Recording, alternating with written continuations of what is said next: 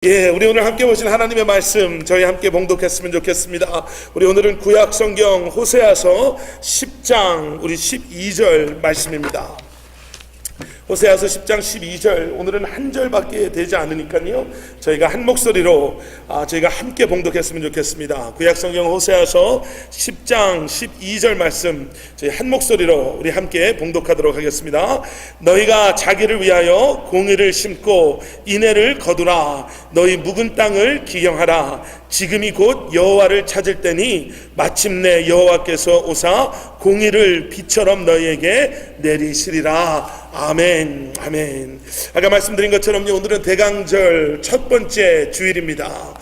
대강절은 영어로 Advent라고 하죠. 그래서 Advent Season입니다 이렇게 표현을 하죠. 그리고 그 Advent라는 단어는요 라틴어의 Adventus라는 온다 아니면 도착한다 라는 의미를 가진 단어에서 유래된 말입니다. 그래서 오늘날 우리에게는요 주님의 탄생을 기억하고 기대하며 이 기간이 이때가 우리 스스로를 다시 한번 돌아보고 경건한 마음으로 주님의 이 땅에 오심을 그리고 오실 주님을 기대하며 준비하는 그때가 이 대강절의 때인 거죠. 잘 아시는 것처럼요 성탄절을 앞둔 네 주일을 포함한 절기를 저희가 대강절이라고 하고요 이 대강절은 주님의 오심을 기다립니다 라는 의미로 대림절이라고 얘기할 때도 있고 강림절이라고 부르기도 합니다. 대강절이 오면은요 여러분 보시는 것처럼 교회에서는 매주 한 개씩의 4개의 대강절초에 불을 붙이게 됩니다. 3개의 보라색 초가 있고요 하나의 핑크색 초가 있고요 그리고 성탄절 전날 저녁에 가운데 있는 하얀색 크라이스트 캔들을 저희가 켜게 됩니다. 대강절 기간 중에 초를 켜는 이유는 여러 가지가 있는데요 어두운 이 땅에 참 빛으로 오신 주님을 우리가 기억하기 위함이 그 이유고요 또 그 빛 대신 예수님께서 오늘 나의 삶에 임하시기를 소원하는 마음으로 내가 주님의 사랑을 묵상하며 기억하며 내가 예배하며 이 기간 주님 오심을 기억하고 오실 주님을 기대하겠습니다 라는 고백이 그 안에 담겨져 있고요 또 하나는 이 땅에서 우리를 너희는 세상의 빛이라고 말씀하시면서 부르신 주님의 그 부르심을 기억하며 이제는 우리가 빛으로 이 땅에서 살아가겠습니다 라는 우리의 고백이 우리 안에 있어야 될 줄로 믿습니다. 저희 교회에게는 대강절이 또 이 때가 주는 또 다른 의미가 있죠. 저희 교회 설립 기념 주일이 12월 첫째 주일이기 때문에요 저희는 이 기간을 교회 설립을 감사하는 마음으로 아까 광고 드린 것처럼 한 주간을 기도하는 주간 우리가 함께 모여 기도하는 그러한 특별 새벽 기도 그 기간으로 삼았습니다. 사실 저희 교회에 젊은 또 우리 어린 자녀들을 두신 분들이 많이 계셔서요 차라리 이때보다는 조금만 있으면 아이들이 방학을 할 텐데 아니면 지난주에 했으면 아이들이 방학 중에 우리가 모이면 좀 더 많은 분들이 모이고 좀 더 모이기가 부담되지 않을 텐데 라는 그런 생각도 했지만요 사실은 저희가 교회 설립을 앞두고 어떻게 하는 게 가장 교회 설립 감사 그 교회 설립 예배를 준비하는 우리의 모습이 될까라는 생각 속에서 우리가 조금 힘들더라도 한 주간 새벽 아침을 깨우면서 지난 1년을 돌아보고 우리에게 주신 그 마음을 우리가 다시 한번 기억하며 기도하며 준비하는 게 얼마나 소중할까라는 생각에서 좀 힘드시더라도 여러분 이번 한 주간을 우리가 요번 올해만 아니라요 앞으로 교회 설립을 앞둔 일주일은 우리가 함께 모여 기도하기를 소원하는 마음에서 그렇게 한번 잡아봤습니다.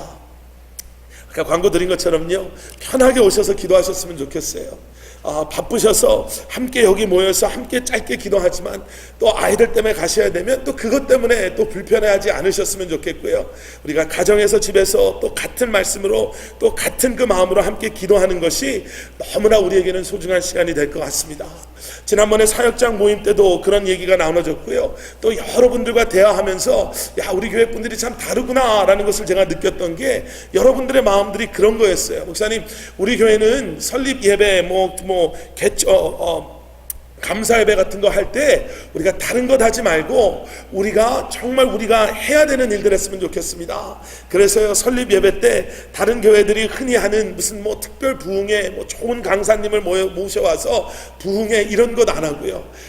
뭐 우리가 편안하게 하는 뭐 수건을 만들고 그리고 머그컵을 만들어서 서로 나눠주고 우리가 1주년 됐습니다라는 것을 축복하고 축하하는 것보다는 우리가 광고 나간 것처럼요, 설립 예배를 드린 그 다음날 짧은 시간이지만 우리가 IT라는 곳에 가서 우리가 정말 우리에게 주신 비전 중에 하나인 하나님께서 우리에게 가까이로 멀리로 말씀 복음을 전하라고 하셨으니 우리가 이때 우리가 이렇게 나아가서 그곳을 섬기기를 원합니다라는 그 마음을 주셨고요.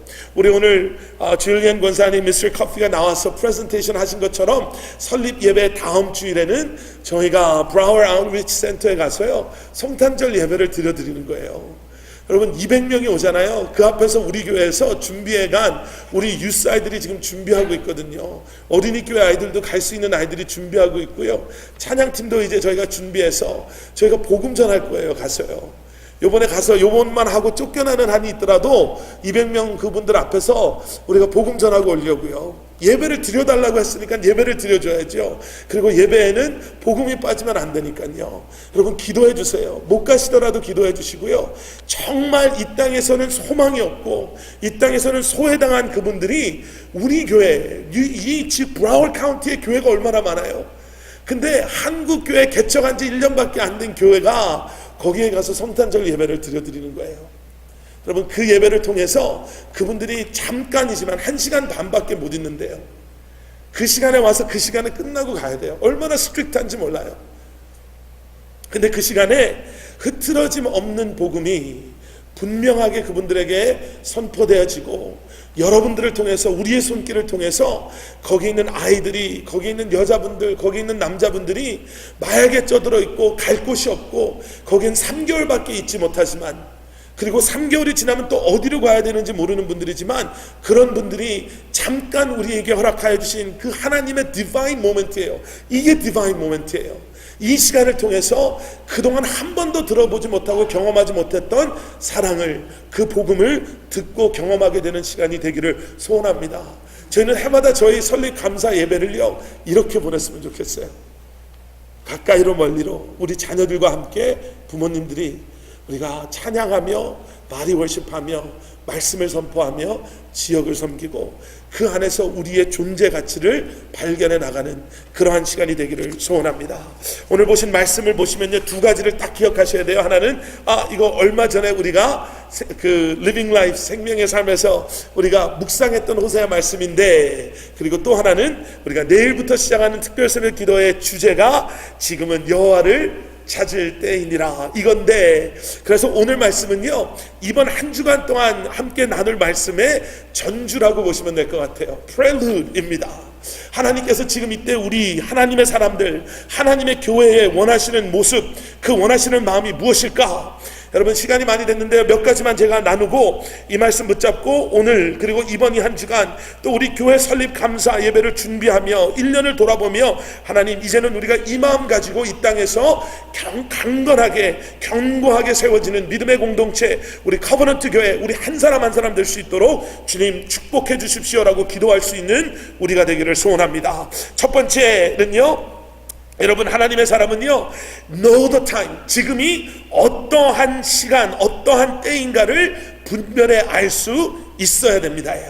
여기에 분명히 지금이라는 단어가 등장해요. 너희가 자기를 위하여 공의를 심고 인애를 거두라, 너희 묵은 땅을 기경하라, 지금이 곧 여호와를 찾을 때니. 여러분 여기에 나오는 지금이라는 단어는요 시간적인 표현만은 아니에요. 시간적인 표현도 맞아요. 지금이에요. 지금이 딱 우리가 다시 한번 주님의 이름을 부르며 다시 한번 한 해를 마감하고 교회 1년을 돌아보며 지금 여러 가지 변화와 지금 여러 가지 어려움 속에서 하나님의 사람이 지금이라는 시간적인 때를 영적인 눈, 분별력을 가지고 분별해 알 수 있어야 됩니다. 그런데 여기에서 말하는 지금은요 꼭 시간적인 개념은 아닐 수도 있어요. 지금 우리가 있는 이곳의 컨디션이 될 수도 있어요. 이렇기 때문에 우리는 하나님을 찾아야 됩니다. 우리의 가정을 돌아봤을 때 우리 가정이 다른 사람들 눈에는 이렇게 보일 수 있지만, 우리의 교회가 다른 사람들 눈에는 이렇게 보일 수 있지만, 우리가 알고 있는 우리의 연약함을 우리가 주님 앞에 고백하며 그 컨디션 때문에요. 다른 사람들에게는 나와 내 아내의 관계가 아주 좋은 것처럼 보이고, 우리와 우리 자녀들의 관계가 아주 좋은 것처럼 보이고, 우리 교회가 정말 개척한 지 얼마 안 돼서 정말 하나님이 허락하신 좋은 예배당에서 여러 가지 사역을 하는 것 같지만, 우리가 알고 있는 우리의 그 연약함, 우리가 가지고 있는 우리의 그러한 아픔 때문에 지금은 우리가 하나님을 찾아야 될 때입니다라고 고백할 수 있어야 되죠. 더 깊이 들어가면 이런 거예요. 우리가 흔히 말하는 세상이 참 빨리 변하고 있어요. 급격히 변하고 있어요. 어떤 사람은 지금을 그 cultural tipping point 이렇게 얘기를 해요. cultural, 그럼 문화적인, 근데 꼭 문화적인 것보다는요, 지금 이 시대가 tipping point예요. 마치 기울어지고 가고 있는, 만약에 배같이 그냥 작은 것 때문에 이쪽에 물이 좀 새서 조금 기울어지고 그래도 괜찮고 조금 길어지지만, 이제는 더 이상 조금이라도 물 한 방울이라도 더 떨어진다면 티핑 포인트, 더 넘어갈 수밖에 없는, 그래서 그 배는 더 이상 건져낼 수 없는 상황. 그 사람들이 그렇게 말해요. 지금 우리가 티핑 포인트에 있는 것 같다고. 우리가 오늘 조 집사님이 기도해 주신 것처럼요, 우리가 여러 차례 얘기하는 것처럼 참 매일매일 뉴스가 정말 두렵잖아요. 문화적인 티핑 포인트예요. 영적인 티핑 포인트에 있는 것 같아요. 그런데 지금 이것을요, 우리는 하나님의 관점으로 볼 수가 있어야 돼요. 한 50년 전부터 급격하게 우리가 말하는 포스트 모더니즘이 우리의 시대를 아주 잡아먹기 시작했어요. 우리가 말하는 포스트 모던, 세속적이고 그리고 물질적인 세계관이 이제는 우리를 얼마나 많이 잡아먹고 있는지 몰라요. 그 포스트 모던 세속적인 물질적인 세계관이 어떤 거냐, 이런 거죠. 이 세상은 우연히 창조가 된 거고, 창조라는 표현도 안 하겠죠. 그냥 빅뱅으로 만들어진 거고, 우리 역시도 그냥 우연히 이 땅에 지금 이 시대에 존재하는 사람들이고, 세상에는 절대적인 진리는 있을 수 없고, 누구도 옳고 그름의 그 기준을 잡을 수 없는, 나에게 맞는 거면 맞는 거고, 나에게 아닌 거면 아닌 거고, 진리라는 것 자체를 인정하지 않는 것. 그래서 여러분 가만히 생각해 보시면요, 예전에는 상상도 할 수 없었던 일들이 요즘에는 너무나도 버젓이 너무나도 당연한 것처럼 일어나는 게 있어요.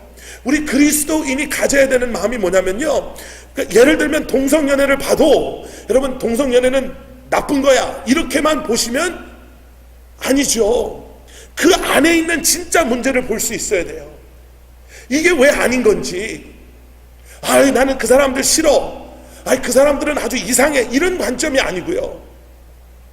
그렇게 해서는 절대로 우리는 하나님의 그 우리에게 주시는 마음으로 이때를 살아갈 수가 없는 거예요.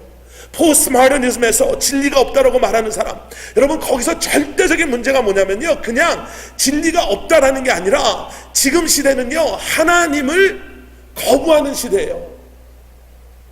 이 모든 것이 그냥 좀 편안하게 생각을 하자, 우리 생각을 좀 넓게 하자, 이런 식으로 말해도 그 안에는 뭐가 있냐면 하나님을 거부하는 거예요. 절대적인 진리를 거부하는 거예요. 그런 문제가 뭐냐면요, 그렇게 함으로 우리는 우리 스스로를 거부하는 거예요. 내가 나됨을 거부하는 거예요. 우리는 하나님의 형상대로, 하나님의 계획대로 창조된, 하나님의 창조, 하나님의 손에 의해서 창조된 목적을 가지고, 비전을 가지고, 삶의 의미를 가지고 이 땅에 하나님이 창조하신 사람들인데, 그 하나님을 거부하면요, 그 하나님의 우리를 향한 목적을 우리가 거부하는 거고요, 그러한 하나님의 우리를 향한 계획하심을 거부하는 거고요, 어떻게 해서든지 거부하고 밀어낸 그것을 세상의 쾌락과 세상의 것들로 채워 넣으려고 하는 그 모습이 지금 세상의 모습인 거예요. 어떻게 해서든지 쾌락을, 어떻게 해서든지 돈을, 어떻게 해서든지 명예를, 어떻게 해서든지 파워를. 사도 바울이 로마서 1장 2장에서 그런 얘기하죠. 로마서 1장에서는요, 우리의 세속화된 모습, 죄 가운데 있는 모습이 하나님께서 창조하신 이 세상에서 하나님의 창조를 통해서 우리에게 보여주시는 하나님을 리젝트합니다. 로마서 2장에서는요, 우리의 양심, 우리의 양심 속에 우리에게 보여주시는 하나님의 하나님 되심을, 그 죄에 그 세속된 하나님을 거부하는 우리의 마음이 이제는 그러한 하나님을 거부하기 시작합니다. 보여도 보지 못하는 거예요. 우리 안에 계셔도 느끼지 못하는 거예요. 호세아서 10장 12절에서 말하는 지금이라는 이 단어는요, 하나님의 사람들이 그러한 이 정말 하나님이 허락하시는 지혜와 하나님이 허락하시는 믿음과 영적인 분별력을 가지고 지금 이런 상황 속에서 우리는 깨어 여호와를 찾아야 될 때가 지금입니다 라고 고백할 수 있는 사람들이 하나님의 사람들인 거예요. 여러분, 보실 수 있어야 돼요. 지금 일어나는 이 모든 것이 우리의 하나님을 리젝트한 우리의 죄성, 우리의 죄인됨의 모습이 지금 이런 곳에서 이렇게 드러나고 있구나. 여러분, 호세아서 10장 12절에서 말하는 지금이 곧 여호와를 찾을 때입니다. 이것은요, 이 관점을 가지고 우리가 있는 그곳을 바라볼 때마다 여러분, 우리가 분별해 알고 깨달아 알 수 있는 하나님께서 허락하시는 은혜가 되어야 될 줄로 믿습니다. 두 번째는 뭐냐면요, 이러한 이때가 지금의 어떤 때구나, 여호와를 찾아야 되는 때이구나 라고 깨달아 아는 사람이 그 다음에 해야 되는 건 뭐냐면, 우리가 회개의 기도의 끈을 붙잡으셔야 돼요.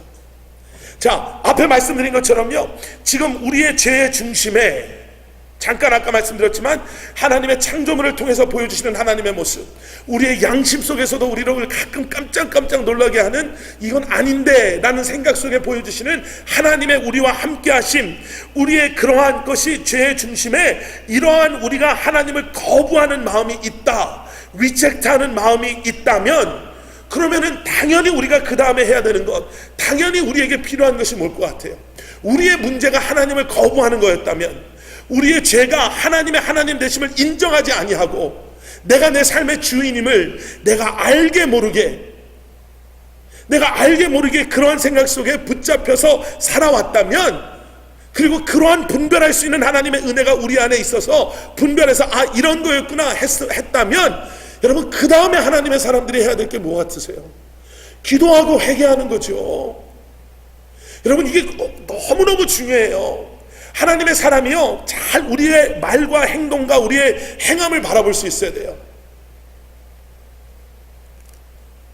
지금 일어나는 현상이 죄의 결과라면, 그러면 우리는 당연히 무릎 꿇고 기도해야죠.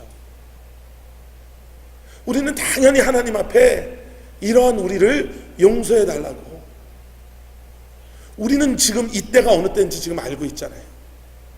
여호와를 찾아야 될 때, 지금 우리에게 닥쳐져 있는 이러한 불안함, 이러한 어려움이 우리의 죄, 우리의 죄성, 우리가 하나님을 거부하고 리젝트함으로 말미암아 사람들의 악함이 지금 얼마나 엄청난 결과들을 가지고 와요. 사람들의 이기적인 생각이, 사람들의 그러한 자기만을 아는 생각이 표면적으로 드러나는 그러한 아픔들이 얼마나 많아요. 그러면 최소한 하나님의 사람이라면 그것을 분별할 수 있는 우리가 하나님 앞에, 주님, 이 땅을 용서해 주시옵소서, 우리를 용서해 주시고 하나님의 때를 우리에게 허락하여 주시옵소서 라고 고백해야 되죠. 씨를 뿌리는 게 참 중요하거든요. 그런데요, 바짝 말라버린 땅에는 씨를 뿌려도 그 씨가 자랄 수가 없죠. 여기서 나오는 묵은 땅을 기경하십시오. 저는 농촌에서 자라지 않았어요. 이런 걸 잘 몰라서 모르겠는데 최소한 그 정도는 알 것 같아요. 오래 농사를 짓지 않은 땅, 바짝 말라버리고요, 그 안에 수분이 남아있지 아니하고요, 그 안에 그 씨가 성장하는데 필요한 영양소가 남아있지 않는 땅이라면 씨 뿌리기 전에 그게 어렵더라도요, 그 땅을 갈아엎어야 돼요. 거기에 있는 잡초들을 불로 태워야 되고요, 시간이 오래 걸리고 이게 힘들고 이게 더 지치는 일이 된다 하더라도 이걸 갈아엎어야 돼요. 우리 교회가 많은 프로그램을 준비하고 많은 사역을 하는 것도 중요해요. 그런데 갈아엎어진 그곳에 씨가 뿌려져야지 열매가 맺는 거예요. 우리의 가정도 마찬가지예요. 여러분, 가끔 아이들하고 여행 떠나세요. 아이들하고 대화도 하세요. 제가 며칠 전에 저희 둘째 아이들하고 계획하지 않은 시간을 좀 보냈어요. 며칠 전이에요. 엘리아나는 엄마랑 자고 있고 일라이는 이 락킨 때문에 여기 와 있으니까 얘가 혼자 그냥 아무것도 할 게 없어서 제가 그냥 같이 아빠랑 영화나 보러 갈까 하고 나왔는데요. 제가 이런 얘기를 하면 부끄러운데, 제가 부끄럽고 여러분들이 저럴 수도 있겠구나라는 걸 알면 저는 제 역할을 하는 거잖아요. 영화를 보러 갔어요. 영화만 보러 가서 그냥 영화 극장에 앉아서 영화를 보는데, 너무 일찍 가서 앞에 프리뷰도 하고 이런데 재미가 없어서 얘기를 제가 왜 그 시간에 그 얘기를 했냐면, 모르겠어요. 저도 모르겠어요. 물어봤어요. 야, 너 미ddle child인 게 뭐가 힘드냐? 그랬더니요, 이 아이가 저한테 뭐라고 얘기를 하냐면, 11살 12살 된 아이가요, 미ddle child가 아빠 얼마나 힘든지 알아? 모든 사람들이 엘리아나는 막내니까 귀엽다고 예뻐해주고, 모든 사람들이 일라이는 첫째고 맨 형이니까 이렇게 리스펙트 해주는데, 나는 아무도 그런 얘기 해주는 사람이 없어. 이렇게 얘기하는 거예요. 그럼 제가 그날 그 영화를 같이 보러 안 갔으면 그 얘기를 그 아이한테 못 들었을 거예요. 너 언제 그걸 제일 많이 느끼냐? 그랬더니 엄마랑 아빠는 엘리아나 때문에 방 안에 있고, 형은 공부해야 된다고 자기 방에서 공부하고, 자기는 공부할 것도 없고 놀아주는 사람도 없어서 그냥 밖에서 TV 혼자 보고 있을 때가 자기는 제일 외롭대요. 그러니까 참 안 좋은 나쁜 아빠죠. 그런데 그 순간이 저한테 너무너무 소중했어요. 여러분, 자녀들하고 시간 보내셔야 돼요. 진짜 자녀들하고 시간 보내셔야 돼요. 저희 교회가 요번에 송구영신 예배를 안 드리잖아요. 안 드린다고 그랬어요. 그때 와서 애들이 참 힘들어하고요. 차라리 부모님이랑 좋은 시간 보내는 게 나아요. 딴 데 애들끼리 보내지 마시고요. 차라리 그날 1박 2일이라도 어디 가서 이렇게 좀 시간을 좀 보내고 오세요. 애들 얘기도 들어주시고요. 그런데 꼭 기억하셔야 되는 게 있어요. 가정이 회복되어지려면요, 아주 좋은 베케이션을 한번 갔다 와서 애들의 마음이 확 풀어지는 게 아니에요. 한번 좋은 그런 여행을 다녀와서 우리 가족은 이제 다 됐어가 아니에요. 아이들이 힘들어하고, 아이들이 어려워하고, 아이들이 이 땅에서 스트러글 할 때 부모님이 하셔야 되는 게 있어요. 영적으로 깊이 지금 아파하고 있는 이 아이를 위해서 기도하셔야 돼요. 우리가 이 땅을 바라보면서 한숨을 내쉬면서 어떻게 저런 사람이 대통령이 됐고, 어떻게 저런 사람들이 이렇게 나라를 망쳐놨어 라고 그리스도인들은 말하고 거기서 끝나면 안 돼요. 하나님의 사람은 그 이야기 뒤에 이것을 고치실 분은 하나님이신가라는 것을 알아요. 기도하신 것처럼 우리 조국을 회복시키실 분도, 이 나라를 책임져 주실 분도 주님이신 것을 알기 때문에, 이렇게 된 게 한 사람이 나와서 잘못된 게 아니라 우리의 죄의 성향이 이것이기 때문에 우리가 이렇게 살고 있구나라는 것을 알기 때문에요. 지금이 어느 때인지를 분별해 하는 하나님의 사람은 힘들어도 묵은 땅을 갈아엎는 사람이 하나님의 사람인 줄로 믿습니다. 이번 이 한 주간 갈아엎으시는 한 주간이 되기를 원해요. 우리 가정이, 우리의 자녀들과의 관계가, 우리 교회가 정말 이 땅을 향한 우리의 마음이 어떻게 고여 있었고 묵은 땅이 되어 있었다면 갈아엎을 수 있는 그러한 시간이 되기를 소원합니다. 그리고 세 번째는요, 올바른 관점을 포기하지 않으셔야 돼요. 여기서 말하는 올바른 관점은 성경적인 관점이에요. 단비를 내리시는 분은 주님이에요. 누가 뭐래도 주님이에요. 그럼 그 관점은 타협할 수 없는 관점이에요. 우리를 회복하시는 분은 주님이세요. 그러면 그거를 우리가 놓치면 안 돼요. 포스트마을은 세속적 물질적 세계관을 가지고 있는 사람들 틈에 살고 있어도 우리의 성경적 관점, 하나님의 관점은 바뀌면 안 돼요. 제가 일부 예배 때 그런 말씀 드렸거든요. 좀 부담이 됐어요. 왜냐면 일부 예배 때는 또 나이들이, 연세들이 좀 있으신 분들이 많이 계시니까요. 제가 그랬어요. 한국에서 일어나는 그런 거 바라보면서 아이고 큰일 났다만 하면 안 된다고. 하나님의 관점이 뭡니까? 하나님의 계획하시면 지금 이 순간에도 흐트러지지 않은 거예요. 이건 우리가 분명히 인정해야 돼요. 우리 눈에는 엉망처럼 보여도요, 하나님의 일하심에는 한치의 오차도 없으세요. 에베소서 1장 11절에 모든 일에 그의 뜻의 결정대로 일하시는 이의 계획을 따라 우리가 예정을 입어 그 안에서 기업이 되었으니 뭐라고 나와요? 그의 뜻, 하나님의 뜻, 그 뜻에 결정한 대로 일하시는 분이 하나님이세요. 우리가 흔히 말하는 어느 것도요 하나님을 깜짝 놀라게 못해요.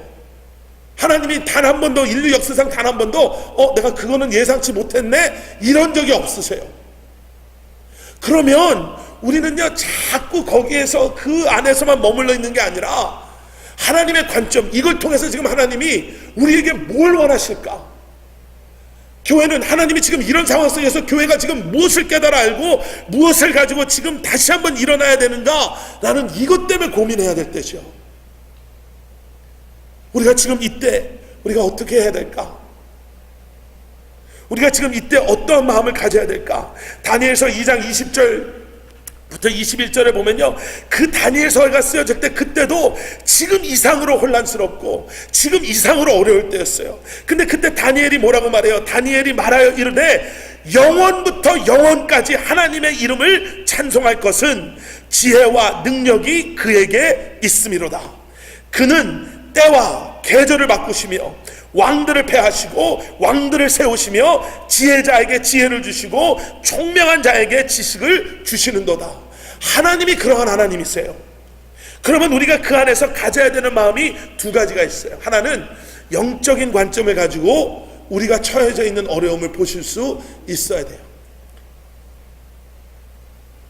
아까 말씀드린 대로요, 인간의 힘, 인간의 그런 건 아니라, 저도 그런 얘기 애들한테 많이 하거든요. 아빠가 잘못한 게 뭐가 그렇게 있냐?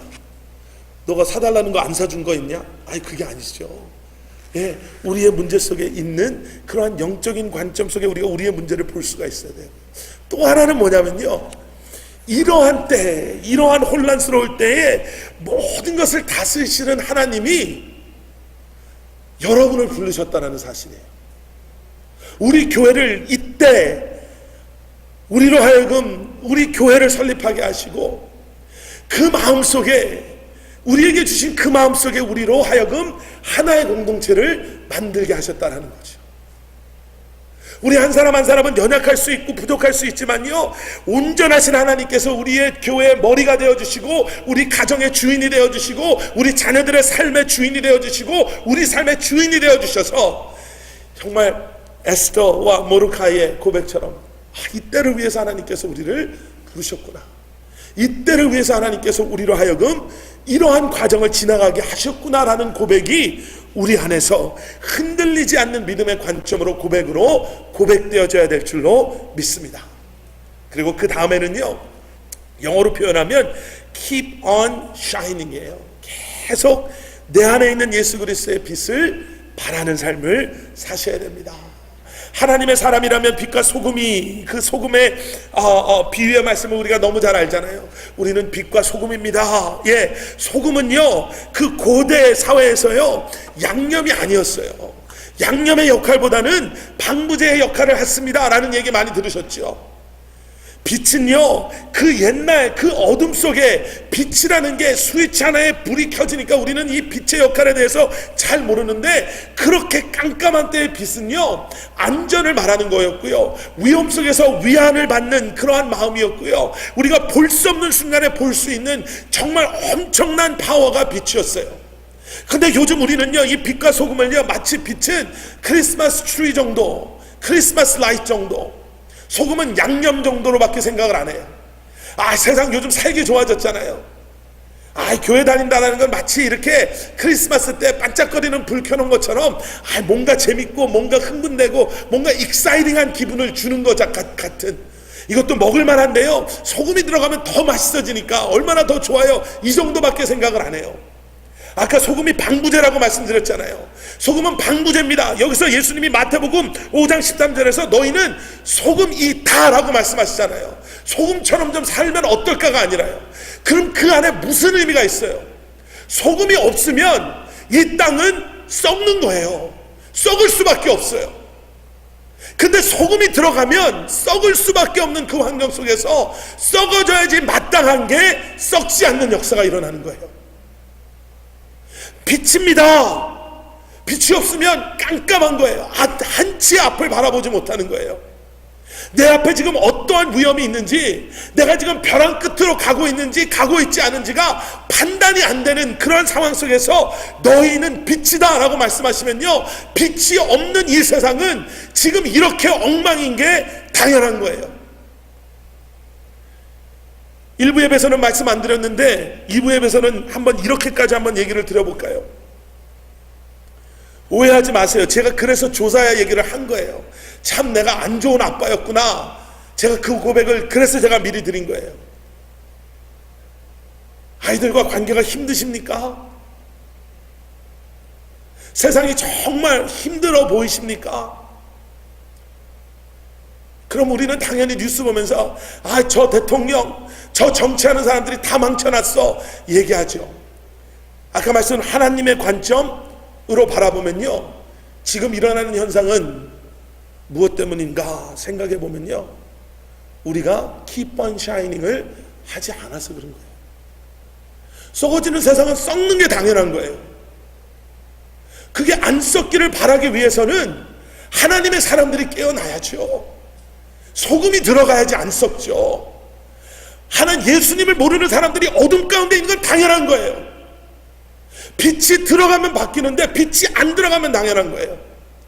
여러분의 가족 중에 예수님을 안 믿는 친척들, 부모님들, 그런 분들이 계세요. 예, 그분들의 그런 마음 갖는 건 당연한 거예요. 예수님을 모르니까요. 그러면 우리가 해야 되는 건요, 거기서 계속 소금의 역할, 빛의 역할을 하는 거예요. 예수님께서 너희는 빛과 소금이다 라고 말씀하셨을 때는요, 우리에게 말씀하신 그 의미의 딱 요약은 뭐냐면 그냥 영어 표현으로 be yourself예요. 그냥 너가 너 모습대로 살아가면 되는 거야. 이미 너는 내가 어둠에서 건져냈고 죽음에서 건져냈고 내가 너에게 영생을 줬고 이제 내가 너에게 생명 속에 이제는 목적 속에 이 삶으로 불렀으니까 be yourself. 우리가 진짜 예수님의 제자라면, 진짜 하나님의 사람이라면 이제는 우리가 be ourselves 해야 될 때인 줄로 믿습니다. 그리고 마지막 하나, 시간이 많이 됐는데요, 제가 1부 예배 때는 이걸 시간이 없어서 말씀을 못 드렸어요. 마지막은 뭐냐면요, 여러분들의 스토리를 부끄러워하지 마세요.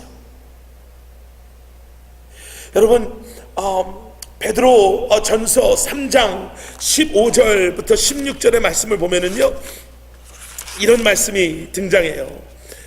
베드로 전서 3장 15절 16절 말씀 제가 읽어드리겠습니다. 3장 15절 16절 말씀에 너희 마음에 그리스도를 주로 삼아 거룩하게 하고 너희 속에 있는 소망에 관한 이유를 묻는 자에게는 대답할 것을 항상 준비하되 온유와 두려움으로 하고 선한 양심을 가지라. 이는 그리스도 안에 있는 너희의 선행을 욕하는 자들로 그 비방하는 일에 부끄러움을 당하게 하려 함이라. 여러분, 베드로전서가 쓰여졌을 때는요, 교회가 핍박받을 때였어요. 그냥 핍박이 아니라 정말 악한 마음을 가지고 그리스도인들을 핍박했던 때가 그때였어요. 근데요, 그때 핍박함과 동시에 핍박하던 세상의 사람들이 크리스찬들을 향해서 가졌던 마음이 또 하나가 있었어요. 그게 뭐였냐면 궁금해했어요. 아니, 도대체 이 사람들은 알고 있는 예수 그리스도가 누구길래 이렇게 핍박을 하고 이렇게 죽이려고 달려들어도 이 사람들은 이렇게 죽으면 죽었지 그 예수님을 포기하지 못할까? 그 궁금한 게 있었어요. 세상이 교회를 조롱해도요, 궁금해 한다니까요. 궁금하지 않으면 조롱을 안 해요. 그냥 제껴놔요. 저 사람들은 그냥 저런 사람. 근데 궁금한 거예요. 아까 말씀드렸죠. 지금 우리가 이 시대가 가지고 있는 문제의 그 본질은 하나님을 거부하면서부터 시작됐다니까요. 그래서 딴짓을 아무리 해도 그 문제는 해결이 안 돼요. 그러니까 궁금할 수밖에 없는 거예요. 저 사람들은 도대체 뭘 알고 있을까? 도대체 뭘 알고 있길래 이렇게 핍박을 해도 저 사람들은 차라리 죽으면 죽었지 왜 그들이 알고 있는 것을 포기하지 못할까? 그래서 베드로전서 3장 15절 16절에는요 준비하십시오. 그리고 온유함과 겸손함으로 그들이 뭘 물어보고 올 때 여러분들이 가지고 있는 그 스토리를 여러분 나눠주십시오. 그들에게 말해주십시오. 세상이 말하고 있는 그 스토리와 비교할 수도 없는 하나님께서 우리를 위해서 독생자 예수 그리스도를 아낌없이 이 땅에 보내주시고 우리의 죄의 문제, 죽음의 문제, 우리가 해결할 수 없는 그 문제를 예수 그리스도의 십자가의 죽으심과 부활하심으로 말미암아 누구든지 그 예수 그리스도를 자신의 구주로 영접하는 그들에게는 더 이상 죄의 노예가 되는 것이 아니라 죽음을 두려워하는 것이 아니라 영생의 소망을 가지고 이 땅에서 살아갑니다. 살아가는 그러한 하나님의 자녀되는 특권을 은혜를 허락하여 주셨습니다라는 이 스토리를 여러분 부끄러워하지 않으시는 그러한 여러분들 되시기를 주님의 이름으로 간절히 축원합니다. 지금이 곧 여호와를 찾아야 될 때입니다. 지금이 곧 여호와를 찾아야 될 때입니다. 그냥 우리 교회 얘기하는 게 아니고요. 여러분 그 고백이 그 말씀이 여러분들의 삶의 모든 영역에 기억되어지고 선포되어지시는 그러한 여러분들 되시기를 주님의 이름으로 간절히 축원합니다.